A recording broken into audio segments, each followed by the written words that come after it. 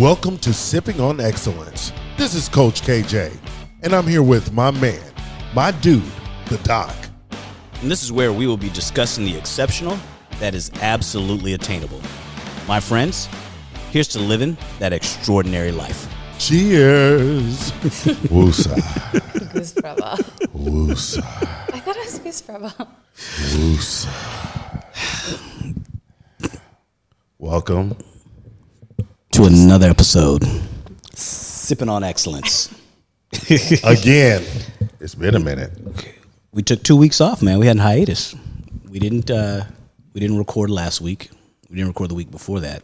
I was sick, so I just remember I was down for the count. So I didn't want to call him out on social media, so I just kind of left him alone. I was gonna put up a post of me doing this. People listening are gonna be like, "What is this voice we hear giggling in the background?" Now that we got our technical difficulties lifted, semi-lifted. as many times as we've done this show for you guys, every week something Comes up. And we always kind of figured out today we couldn't figure this one out. This was called 2 weeks off. It's like, what did we do the last time? Yeah, man. Oh, man. So welcome to another episode of Sipping on Excellence, where we talk shit, have a good time, and speak about all the things that you guys think but don't really necessarily feel like opening up about. You need to get your life. Yeah, right? You need to get your life. You missing out. Straight, no chaser, right? Mm-hmm. Let's keep them in suspense for a little while. Let's just talk a little bit. Okay.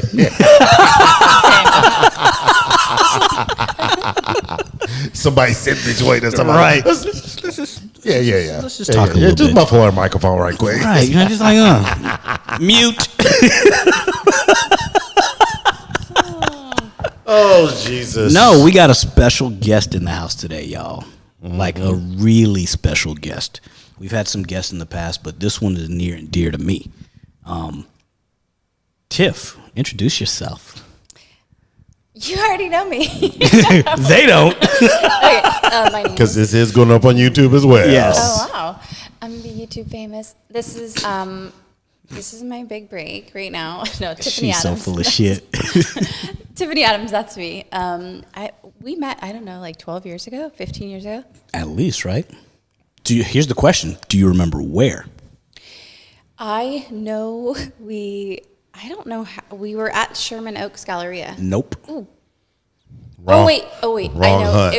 hunt. She met both hunts at the same time. Oh. But we were at a hotel. Yes. It was in... Ooh, tell me about it. Brentwood? Nope. Beverly Hills? Yep. Beverly Hills. Yeah, we were at... What was... The Four Seasons. Yeah. Oh, the Four Seasons. I don't think I've even been back since that day, actually. And it was with, what's her name? Mm-hmm. Who asked you to come on and don't even... Yeah. Wow. That's where it was? Yeah. But... The Four Seasons on Doheny. But it was... I met you through that person? Yeah. Wow, what a blessing. Because she asked you to come because we were talking about the spinal cord injury aspect of our foundation. And she was like, oh, I have a friend I want you guys to meet.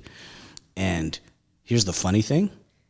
I don't even know her. Like, I don't even know her name anymore. Like, I can't remember who she is. And we became fast friends. I can't either, actually. Interesting. Weird. Then she was a vessel. Yeah. God bless her. Literally. Yeah. And we've been good ever since. She carry you two together. Yeah. That's it. Sure. That's the way it works. Crazy. That's crazy, right? Yeah, and I didn't even remember that aspect. I just thought, I don't know, somehow we were at Sherman Oaks Galleria and had a meal and talked about all the amazing things and your mom and your... We did do that at Sherman Oaks Galleria, but we met before that. That's a good memory. That's a good memory. He just wanted to poke it at you. I really did that. I remember something that she doesn't. Yeah, that's really good. I need to take more ginkgo biloba. So yeah, we are so thrilled that you're here today. We got a lot to unpack, get into sort of who you are, what you do, because I think a lot of people out there aren't going to realize kind of Your lifestyle and just how you know, personal trainer, life coach, TV personality, just all these things, I know. all these things that you've packed in a very short period of time. Because I always say, I'm not going to tell you your age, but that's not enough time to have packed in what you've packed in. Really? Think about people who are older than you, who don't do shit. I mean, when I think of those, I think, okay, so this is really interesting for me when you say like, I do so much, I do that. I always feel like I need to be doing more and I'm not doing enough. What did we talk about earlier today? So, you too? No, I'll tell you. So on our live today, a recap, we like to recap our live before we get into the meat of it. We talked about how people have all these dreams and aspirations, but nobody puts in the work. Everybody's content with being mediocre.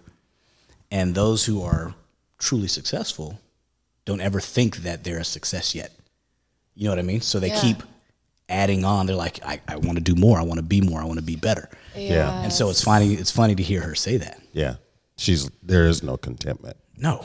And I try, but then I feel like once you're stuck in like, and I just talked about this too, like on my stories, because I try to do like little tidbits with Tiff throughout the day occasionally, is the complacency factor. And then knowing the difference between contentment and complacency, but then also like, I always compare things to nature, but like looking like a river and how that just continuously flows and what water has the capacity to do. Right. Right? Like, I think it was Lou Tao's, I can never say his name, Loatzu. Mm-hmm. Yeah, Lou Tao, the philosopher, and him talking about water is like the softest element, but then also it has the capacity to what it does. It like the most powerful element. Yeah.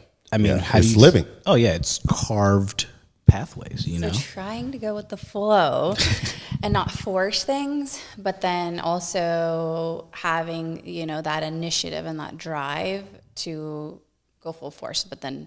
So I feel like, I'm not doing enough. Oftentimes I feel like that. But then I also heard that has to do with trauma. Those that experience trauma at a younger age feel that they always have to try to, achieve more, or just that they're not, I don't want to say good enough, but that. Yeah. So question for you. Yeah. Without going too deep or as deep as you want, can you share a little bit about, number one, how we met, why we met, and then kind of the trauma that you're speaking of? Oh, the spinal cord injury. I think that's how it happened. She doesn't remember why we met. I mean, in case y'all don't remember, I'm a spine surgeon. Who's the hot girl in the wheelchair? I'm a spine trauma specialist. Yes, he is. I take care of a whole lot of spinal cord injury patients. Really does. But she doesn't know how we met. Here's the funny thing: she didn't meet me as a patient. So really, I thought. Yeah, you're right. No, I've never. You weren't. She's never been a patient of mine. I've never been this patient, but I give so much credit because you are. It's gonna make me get emotional. Like, you're literally one of the most amazing, selfless, caring people, and just there instantly if I have a question and I'm not your patient, if I have any type of concern or qualms about something, you're just there. You are so busy, and the fact one time you're in the middle, I'm not gonna say that, but you were just busy. She's like, I'm not gonna say what he was in the middle of. Yeah. No. But you're just busy, and the fact that you take the time to make certain that I'm okay, well, isn't that what friends do for each other? Yeah, but you would do the same for me. If I called you at the drop of a hat, you'd be like, yeah, what do you need? This is true. So I think it's reciprocated in that sense, but I feel like I do it a little bit more than you, most certainly, right? For sure. I'm always how can I help you? Can I? When I was sick, she's like, can I bring you something? Can I bring you anything? I was like, no, I'm good. We talked about earlier. Yeah. No, I'm good. Yeah. I'm I can drop That's it trauma. off. That's the male trauma right, that we deal with. Right? Yeah. So the spinal cord injury. So now that I got that out there, yes. You're just an amazing person, and I'm super grateful for you. Thank you. Likewise. And your mom for, and your dad for making you. But I have a spinal cord injury caused from a drunk driver that happened, when I was a senior in high school, and. Wow. Yeah. That wasn't you never think, I'm going to get paralyzed one day and I'm going to do this and this is how my life's going to turn out. I never ever thought that. I mean, I guess I should give a little bit even further backstory is that, my childhood was kind of tumultuous. I love my mother to pieces, and she's made me who I am today, but she always really struggled with addiction issues. And so I kind of lost my childhood at a really young age from that. But and needless to say, I had gotten into a program that's like, listen, like this is what your life could turn out like if you involve yourself with these type of people. And they actually put me in a wheelchair, and they're like, I need you to roll up this helicopter pad because this could very easily be you. And I'm like, this is nuts. This would never be me, like ever. That's wild, right? Ever. And needless to say, like a year later, I was hit head on from a drunk driver in the car with a sober driver. 130 mile per hour impact, and everyone was pronounced dead on scene. They didn't even know I was alive. And an off-duty fireman paramedic happened to be driving by, and they got the jaws of life, cut me out of the car, and metaflighted me to the nearest hospital. Mm-hmm. And then they gave my family a 5% chance of survival if I made it. And I was in a coma for 3 weeks, and so I was literally fighting, like to be here, and it was like I had to make this conscious decision in this like abyss of nothingness, like. Mm-hmm. But it was literally like I had to choose, and I'm like, I want to live. Like, it sounds nuts and crazy, but so yeah, a year later, I was metaflighted to that same exact helicopter pad, paralyzed. That's crazy, right? But wow. But when you think about that story, the most important thing you said was, I made a conscious decision to be here, And so now you fast forward and nothing has stopped you, which is kind of wild. So many people let little things, a little speed bump, makes them redirect their life. Your speed bump, you kind of hopped over it and you grew from it, from what I can tell. You didn't let your disability become your handicap. Does that make sense? Good, yeah. What was one of that you can recall at that time, because you're so young at that time as well? Mm-hmm. And what was your first habit that you created that allowed you to keep progressing forward? Was it study? Was it, mm-hmm. Getting involved with the groups? Was it, what was it that allowed you to, because there's a habit that started mm-hmm. that allowed you to keep progressing, which is why you, right before we came on, you were like, oh yeah, man, I need to do more. She was fussing at us because she was like, I haven't worked out. I haven't done this. Right. I got to do more. I'm right. Y'all didn't see her in here flexing a minute ago talking about.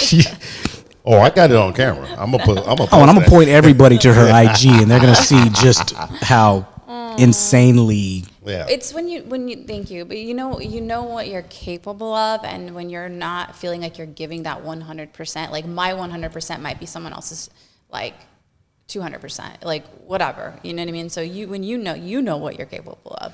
But are you ever giving 100%? I look at all of us.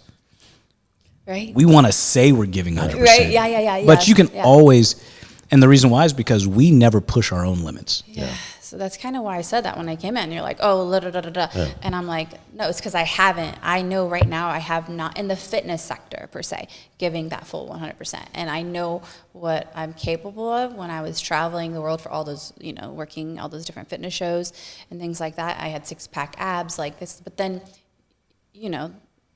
things have changed, right. And so that's not really hasn't been as conducive. And then is that my priority? To have 6-pack right now? Is that my life goal right now? No. I'm trying to get mine.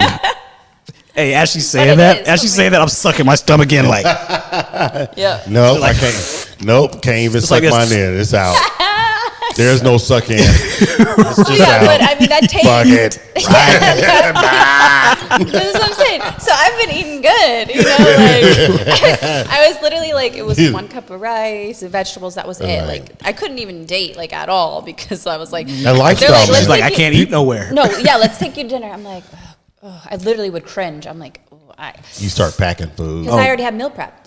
That's how my life was. It was literally like that, and I did that for a few years, and so. which is But also. But Kenny, don't let her fool you that she's like, I can eat what I want. Remember what I told you when so the sip of the day, y'all. We're drinking coffee today, right? And this one wanted a matcha. Jessica. This one wanted a matcha, but hold on. She had to be specific where she got it because certain places put a little bit more sugar than others. It is. I mean, let's just be really transparent. I mean, even let's be. This matcha has 5 grams of sugar per scoop.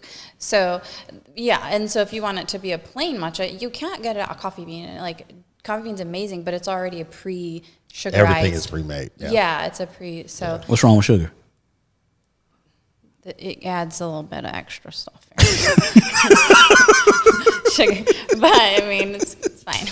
Yeah. Wait, just enjoy life. It's fine. But no, Back to the habit. The habit. So what did I start infusing, or like Yes. the rituals I started to create right after when I woke up? I think it was like, wait, what? I've been in a coma for 3 weeks. Like, well, this is crazy, right? Like, no clue like what had necessarily happened, and then I'm gonna speed it up, but realize that the chair is now a daily part of my life. I was super insecure because of my birthmark, and I'm just like, you're gonna have to do a whole bunch of soul searching. Like, you have wheels now, girl. Like, this is you. Like birthmark. Like no, like this birth. I'm saying like you're like birthmark. Yeah. Screw that. I got this now. Let's now go. you have to really dig for self-love. Like, and so with that, it was like, okay, what can I do? And so I immediately, like, my dad always.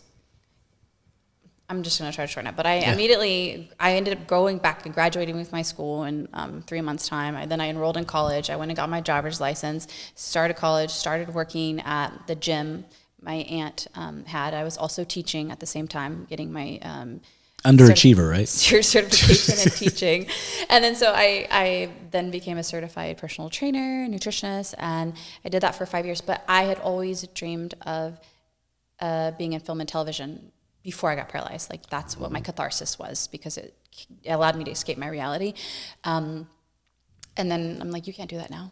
What are you going to do now? You're in a chair. And then I was like, I had to change that thought process and that belief system. And then I moved to LA at like 23 and pursued it. Moved to the city. I had a boyfriend at the time, and that lasted like for a very short time.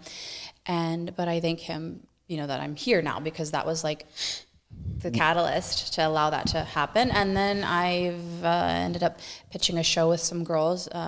Amazing friend Angela Rockwood, her husband, she was married to Dustin Nguyen from 21 Jump Street, and they had this vision, and we pitched that show for a good year and a half, and then it got picked up. A few people were interested in What was telling everybody the name of the show? Push Girls. Yeah. On the Sundance Channel. Okay. It finally got picked up, and we ended up winning a Television Critics' Choice Award for best. It's Sundance, man. That's quality content. I'm sorry. Right? I can watch Sundance all day long. Right? So yeah, it was really beautiful. That was, one of my first. So implementing, I guess you would say, rituals that are like surrounding yourself. It's like, if you're thirsty, right, you're going to go to the desert. No, you need to go where there's water. Like, there again, I go always nature. But it's like, you want to surround yourself in an environment that's going to support that vision and support that dream. And so for me, that was Los Angeles.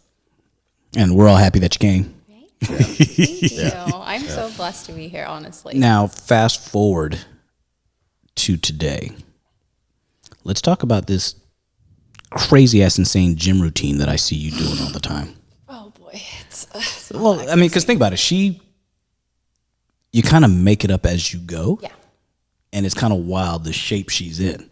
I mean, you see it, but y'all speak the same language.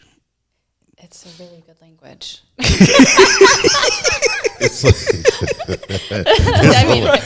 She's like, it's a really good language. It's like we're going zero, and you go dot dot. Right? Yeah, I mean, it is. Fitness has been just. Are you a fitness person or are you a fitness geek? I think I'm a combined of both of them. I love the anatomy. I love physiology. I love how the muscles work, and really the muscle memory, and people like not focusing on the muscle, like really actually watching that muscle while you're working it so that you could really focus and hone in on it. Because it's almost like the proper form, and then, you know, people are just trying to do heavier weight, but then if you're not getting that form correct, then you're working some other kind of muscles that you're not even trying to engage. Right? Yeah. What would you say you are? Oh, I'm a geek. Absolute geek. I mean, yeah, he knows. 100%. I am like, when we met with Natalie, I was just like, I was losing my mind. I was just like, okay. I'm trying to take all these things in. Yeah. It's just, the body is, I don't care what shape you're in, the body is amazing. It's beautiful to watch it in motion, to see how you're connected from head to toe. No matter what, you are connected. And how all those muscles, you know, oh, I got a shoulder problem. Let me see what's going on with your hip. You know, I got, you know, it's like. Oh my God, so true. The psoas connecting, like my gluteus medius, why is, when you do the vacuum. Yeah. And then you feel that psoas, like. Yeah. It's just, it's an amazing thing. Just watch how, what we really do is how we put the mind with the body. Like how us as trainers, I mean, we're training people, but we're actually trying to help them more put their mind with their body versus just training them. I know, it really is like a whole package deal. It's not just like, because you have to instill that like perseverance and that like, you've got this, like you're really, you're shaping lives, literally. Yeah. Well, and I think the key is too is, and this is what he does with me, it's how do you get somebody to think about and pay attention to their body when you're not there? You know, I'm paying attention to everything when he's sitting there coaching me. Yeah.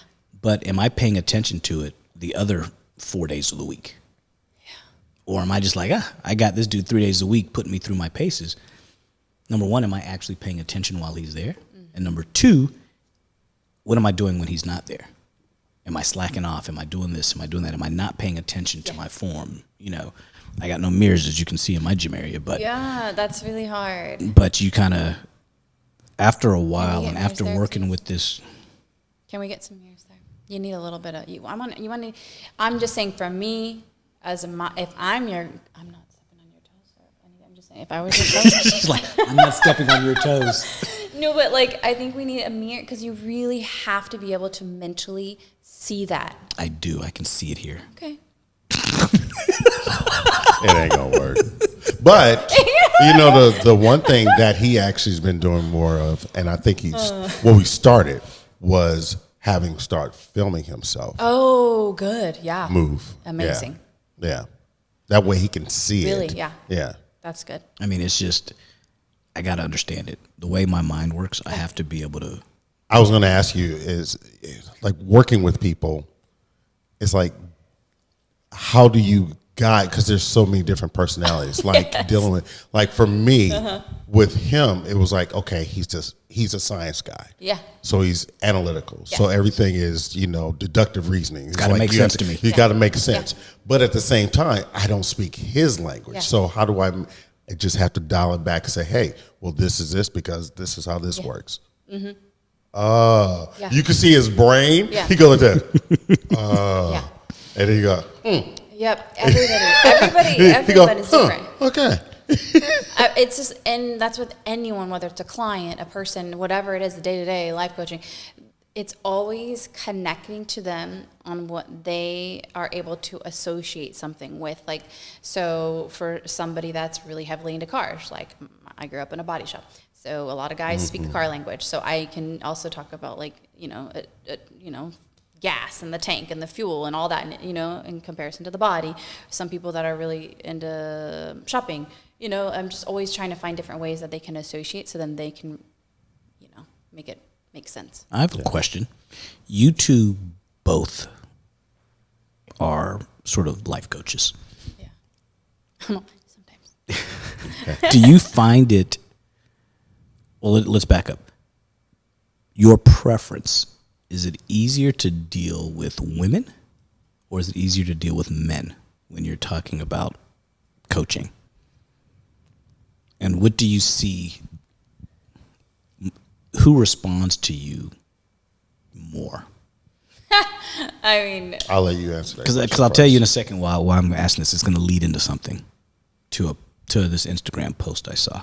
okay, so let's just be super transparent. Women clients, for me, it tends to, if it's the fitness aspect, because I have my own supplement company now.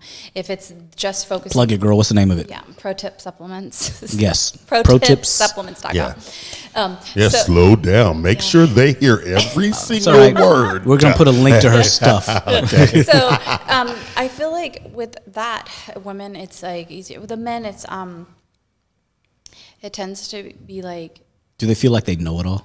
no, not necessarily. They want to get to know it all. You know what I'm saying? So it goes a little bit. It's like, wait, I'm trying to be I'm trying to have you just be my client. And so, yeah. So They want to date. Yeah, sometimes that happens, and so They don't want to date me.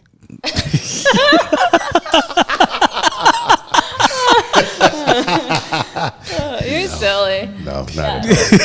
Go ahead. And I don't want that guy to date me either. Go ahead. My women, for me with training, women tend to work with me more because I can engage. Okay. I can kind of meet them where they're at, wherever that is. I think I do that with everyone. But women, even though outside of the time that we're together, they won't do anything. It's like they're so in that moment, but they don't follow up after. Men typically follow up after, but they can be sometimes spot on, sometimes off in that moment. Depends on how they show up. Do you feel, say somebody's coming to you just forget the personal training aspect, just sort of, I need to talk to you about life. I want you to help me get my mind right. You're inspirational. You've done so much with your life. How can you get me there? Now, my question is, if I'm a man and I want to know about masculinity and sort of where do I take this and what are the good and bad aspects of it? Do I go to Coach KJ or do I go to Tiffany to get that guidance? And I'll tell you why, because I saw this post and maybe I'll forward it to you later. But what this woman was saying, she was on this podcast and she was like, if you want to find out about masculinity, you should come ask a woman because a woman has been affected more by your masculinity. And she compared it to, if you want to find out about somebody's whiteness, ask somebody black because they've been affected by that person's whiteness. And I disagreed. Yeah, and here's why I disagreed, because we both disagree. Yeah. And here's why, because if I'm a man and I want and you think you know more about the masculinity of a man because you've experienced it on the receiving end, does that mean you know more, or does that mean you only know what I've shown you? You know what I mean? And so that statement about, let me ask a woman about the masculinity, makes no sense. Because in many ways, she's only getting the title chapters. Right. Versus reading the actual pages. That doesn't make it, okay, I think everyone has their own viewpoint and their own perspective, no matter what it is, masculinity, femininity, vegan, vegetarian, whatever. It'd be like, I'm going to go ask a carnivore how they are affected by a vegan. You know what I mean? I think that you have to really put it all, the big picture into perspective. You're not going to go, listen, I live my day-to-day in a wheelchair, now classified as disabled, right? Are you going to go ask somebody that is, they label it able-bodied, what it's like to live day-to-day in a wheelchair? Thank you. I don't know. Thank you. Are you? No, that wouldn't make sense. And that's another thing. All these hotels, all these businesses, corporate America and all stuff like that, they're making everything accessible per se. Right. But is it coming from a person that is living that in their day-to-day life in a chair or having whatever that disability might be, if they're blind, if they're deaf, if they're whatever that might be. Right. Like, are they getting that information from the source, or are they just guesstimating? Or they're thinking, oh, this is what you might need. Yeah. So I'm going to accommodate. Funny thing, remember when I popped my Achilles? Yes. And I was on crutches. And at Equinox, the elevator upstairs, because it went straight through the spa, It's always it was not on until 9 o'clock. And I'm at the gym at 6 a.m. training. Yeah, you're So from 6 to 9, somebody who can't take the stairs can't leave the first floor. And I had an asshole client that used to want to meet upstairs. Oh, really? I hope this client isn't watching the show. And I'm like, and I would keep telling her, so you have to meet me downstairs. I have.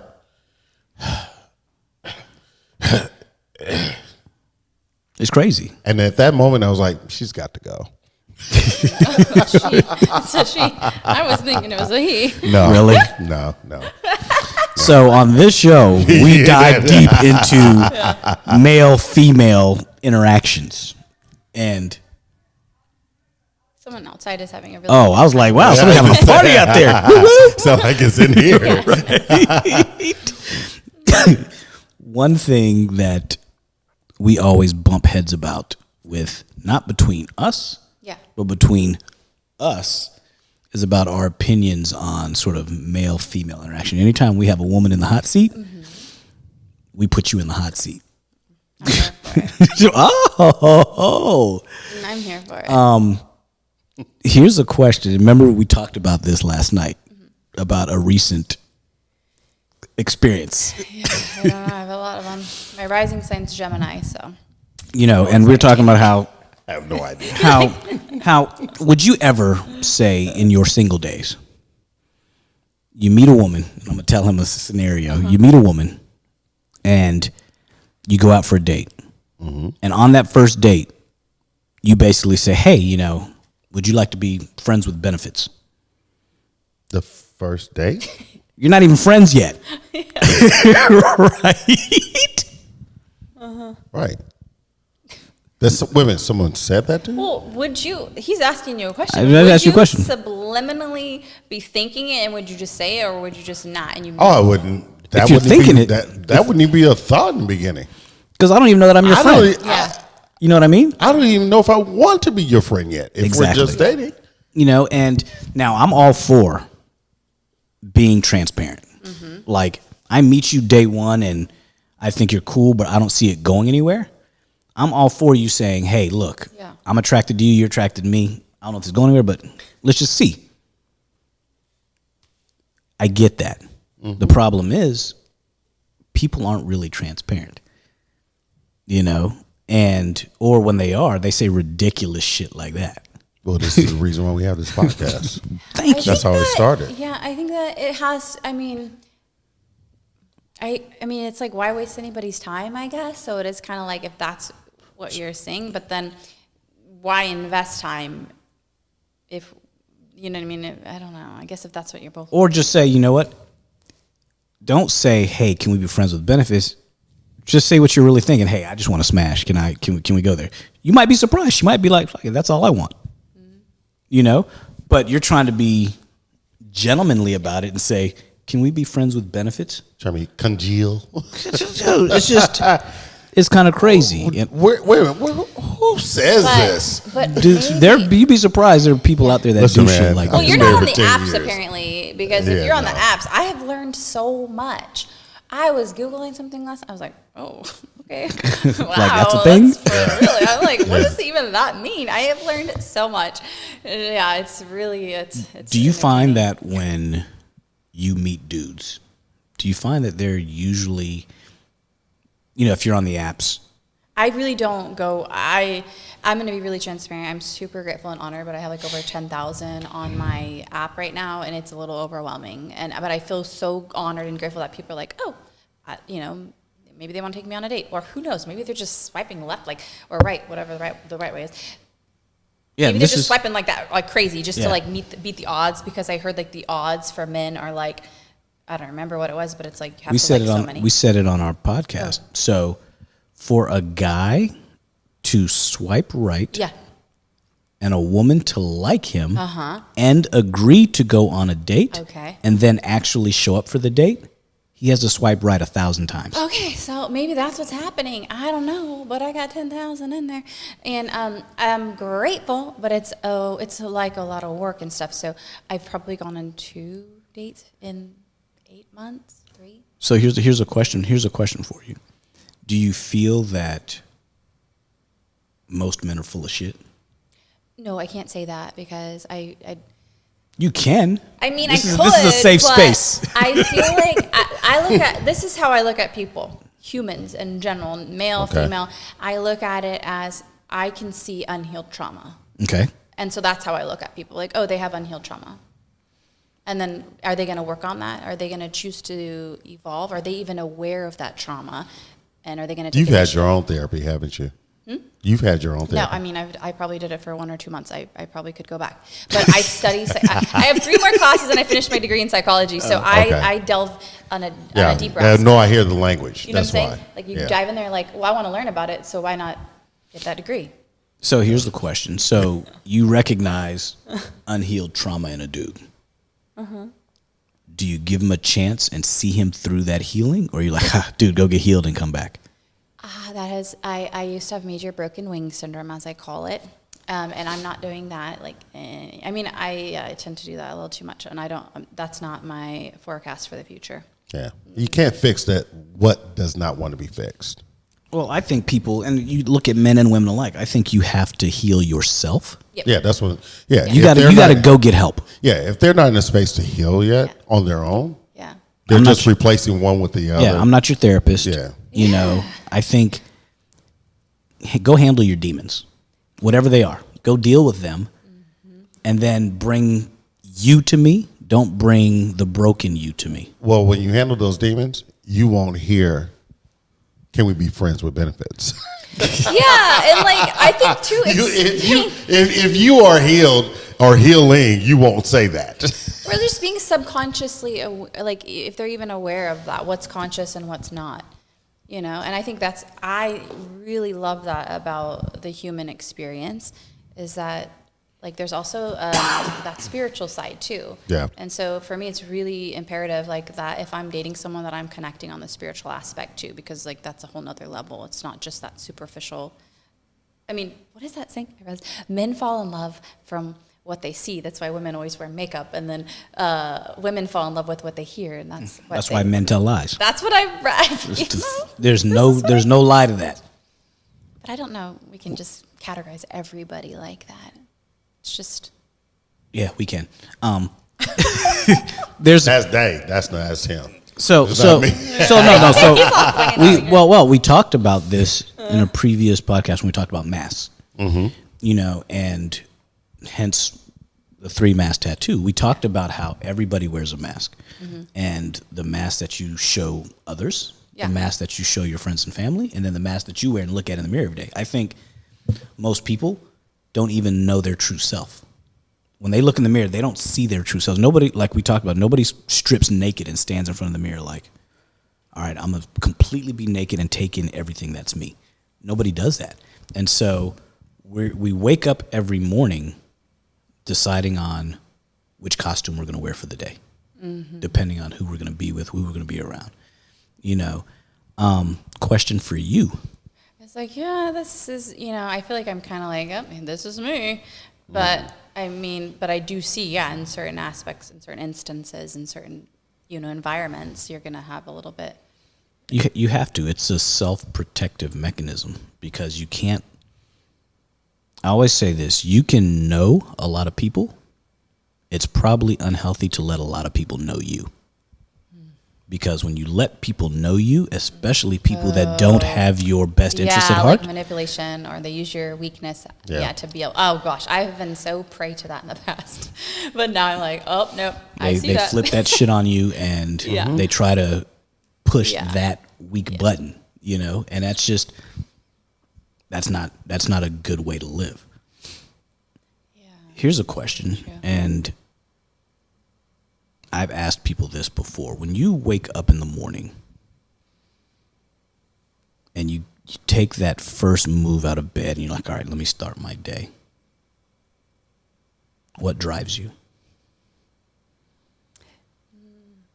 What keeps you from just going back to bed saying, fuck it for today?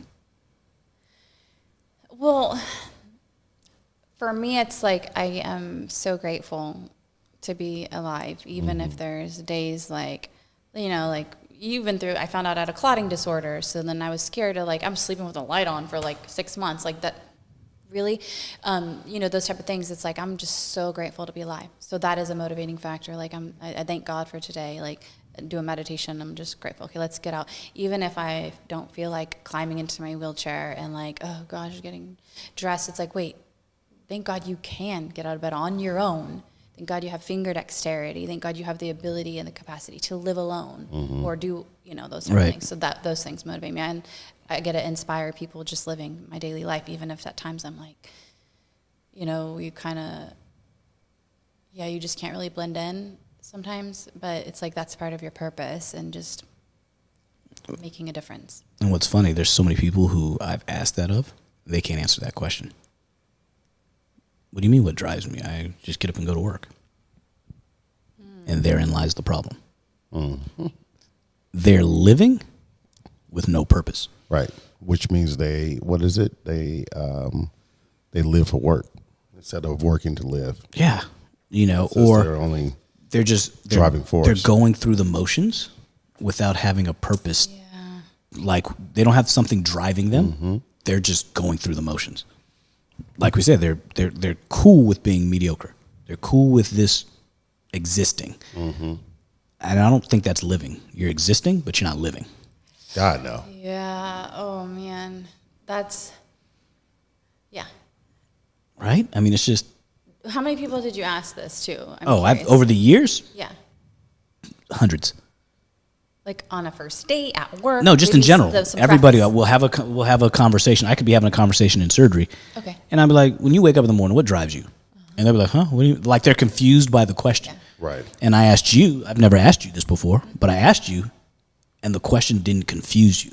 And the reason why is because the people who have purpose, the question doesn't confuse them. They go straight and tell you their purpose without me saying, what's your purpose? It's another way of saying what's your purpose without asking you what's your purpose. Yeah, and I think that's one of the things that comes into play working like fitness. I also do spiritual readings for people. And one of those things is I help people to hone in and allow them to think about that question. And then like, you know, do the little, you know, the whatever that is to like connect the dots for them. So like, oh, yeah. So this is this is what I'm passionate about. So this is part of my purpose. So like, how do I intertwine those two? Right. And it's so wild how many people, I think there's so many people that have no idea. Number one, when you ask people, what are you passionate about? They'll just tell you things they like. You know, oh, I like this, I like that. That's not what I asked you. And gosh, that would suck to go on our first date with you. Oh, I don't ask if this you on were a those. date. No. I hope Oh, not. you don't ask that on A first date? Absolutely not. No. This comes up over time. As I'm trying to get to know how you think, this comes up over time. Yeah. First date question, I would say, I don't ask the what do you do? I don't ask where you're from, all that generic shit. Things I will ask are, what makes you happy? And see what they say. You know, to me, that's not a yes or no. It's not an interview. Yeah, I know. You know? Oh, I know. And That's why I don't go. I'm just curious because It made me think about like when I start off a conversation with when I coach people, is I say, what's going to make this an extraordinary conversation? You say that to them? Mm-hmm. Or I would say to you, if you ask me that, what's going to make this an extraordinary workout? Let's get to work. Yeah. No, I'm just kidding. Well, I always come That's in beautiful. when I talk to him. I Yeah. always say, That's good. how are we doing today? How was your week? And then as he's telling me, I have an idea wrapped around what we're going to do. Oh, that's But good. Yeah. I said, how are we doing today? And then he was like, oh, I had surgery for this many hours. I'll go, oh, okay. take away this, we'll add this. And then Oh, it'll yeah. say, So then you can make his whole routine. yeah, That makes sense. Yep. I can evolve it, but I have a basics of what we're gonna do. Yes, I always keep that's good. I always keep a, Yeah. there's always the ground level. I had that together. Yeah. I mean, 25 years, man. I've been doing this, so it's a long time. I think how we communicate is so important. Like you were talking about on our first date, and Not a first date. She's like, don't get sorry, y'all. Pull up the brakes. No, just in general. Trigger. Hey, I don't want people to get rumors to get started. That's why. People talk. Clearly, I'd be on the winning side of that one. But No, just in just general. I shit. don't want people to get commentary on your thing. So you guys, surprise. Boo. No, so I remember this first date, and it felt like a 2020 interview. Oh gosh. And I'm sitting there. With John Stossel. Yeah, and I'm sitting there, and she's firing off questions at me. Yeah.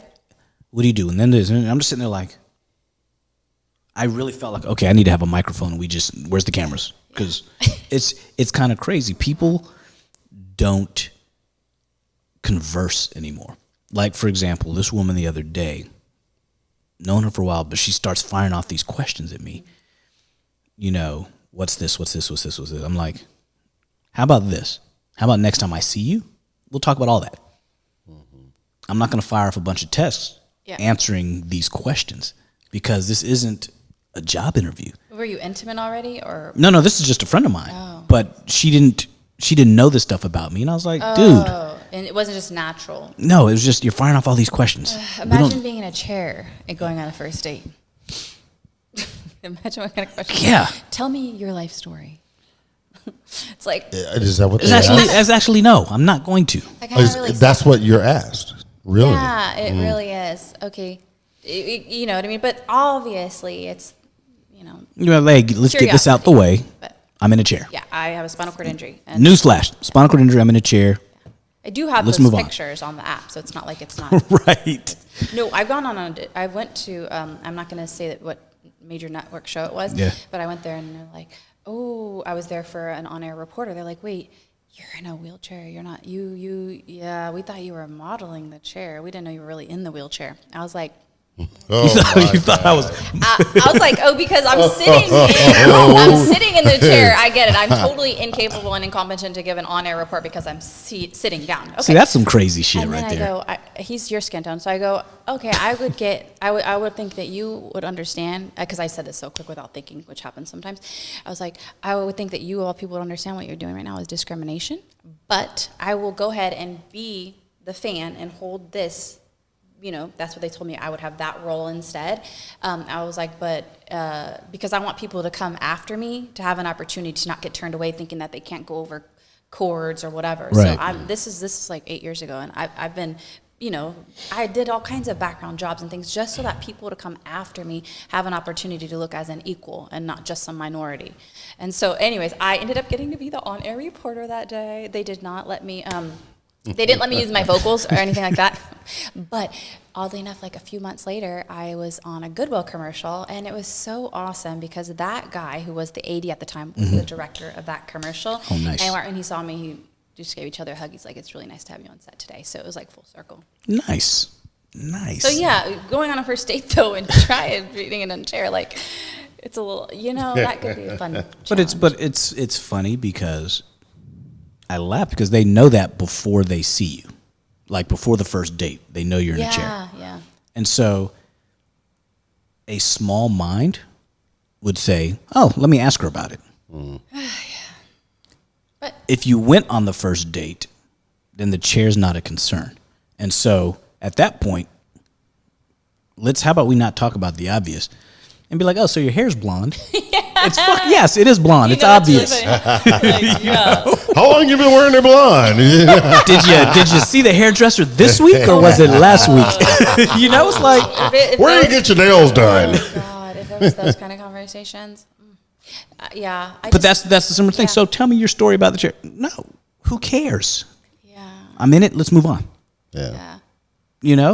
And it's one of those things where people don't know how to communicate. We say this all the time. Most people don't know how to communicate effectively and don't know how to have simple conversations. There's always something that's going to make the other person uncomfortable, whatever it is. You can see a guy who looks at you like, oh my God, she's so pretty. And now he doesn't know what to do. He's stuck. There's some level of judgment behind it. Yeah. Yeah. Yeah. Or they look at a beautiful woman and say, oh, she can't be smart. You know, little shit like that. And so they try to dumb down the conversation. And I'm sure as a woman, you're like, oh God, here we go. I'm not stupid. Let's move this along. Yeah, I mean, I think every day is an opportunity to learn. And that's one thing I did set for myself. And you asked like the goal, the ritual, things like that. It was like just to try to learn something new every day. Mm-hmm. So now I'm like a book of random knowledge. 10% better. Wait, what? Like yesterday, I was so excited. I learned about, which it's so obvious, like the high tide and the low tide, that I would have not even, this is common sense you would think, but the way that the dock was, how the ramp was on the dock. And I'm like, oh, because it was more leveled out. I didn't even think about it. Oh, it's high tide. Didn't even, But who thinks about that? I think about most. I'm like, oh, and then I have to delve deeper, and then I've got to research it, and then I'm just like, a life student. Yeah. I always love. What's the book? 10% Happier. I think it's Dan Harris. I haven't read that. He talks about. I think it's Dan Harris, but he talks about the idea of figuring out ways just to get just a little bit more out of it, just a little squeak more out of our life. Or what's a great book is Anatomy of an Illness. Have you ever read that? It's an amazing book. He reads a lot. I can't remember. He turns me on to books. He had a book. I got one over there. He just turned me on. The book is about a guy that was terminally ill, and he knew that the end was coming soon. But what he did was, instead of going through all this therapy and trauma treatment, he said, "I'm just going to live." He went out in the world and he made it a thing to start laughing and being excited and happy every single day. I love it myself. And it you have to changed his health. And he got better. Yeah. Oh my God! Seriously, it's gonna make me cry. I'm just, Anatomy of an Illness. Chills. I love that. Yeah. See, it's like being in that environment. Does that environment support your outcome of what you're wanting for your life? That's it. That's that it. right there. That was it. This is a good place to end this show. Tiff, thank you so much much for joining us today. Many blessings. Many.